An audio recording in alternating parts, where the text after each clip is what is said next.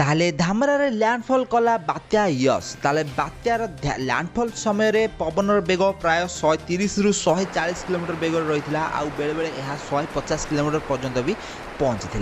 ताले बात्या यस यही अंचल ओडिशार भद्रक बालेश्वर जगतसिंहपुर और केन्द्रापड़ा यही अंचल 130 रु 150 किलोमीटर भितर पवन बोही अनुमान करा छड़ा यही बात्या यही सब अंचल गुड़िक आउ प्राय 3 घंटा पर्यंत निजर तांडव लीला रचार आशंका रही आउ 3 घंटा पर यही बात्या आगक मयूरभंज और बारिपदा ये आगक जा झारखंड को चलीज तो से पवन बेग आस्ते आस्ते कमी प्राय 50 रु 60 किलोमीटर बेग को खसी आसो आठारे बेसी क्षयक्षति होबार चांस बेसी नाही किंतु बालेश्वर भद्रक आउ जगतसिंहपुर केन्द्रापड़ा यही अंचल बड़ बड़ गछ गुड़िक सब उपुड़ी पड़ार नजर आसहित रास्ताघाट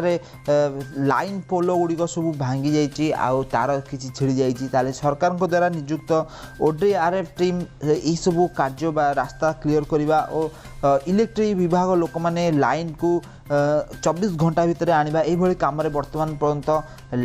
लगी पड़ी आउ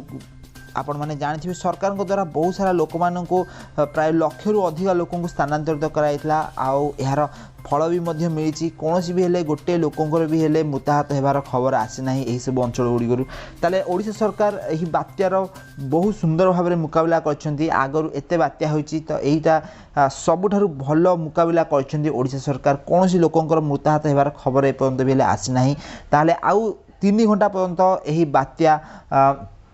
केन्द्रापड़ा आउ बालेश्वर अंचल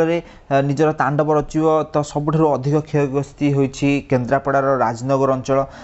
तो यही अंचल बहुत जोर पवन होता ताले वर्तमान पर्यंत कौन बेले क्षयक्षति होबार सूचना एपर्यंत मिलना तो फ्रेंड्स आशा करा आपण मैंने घरे सुरक्षित अवस्था रही ताले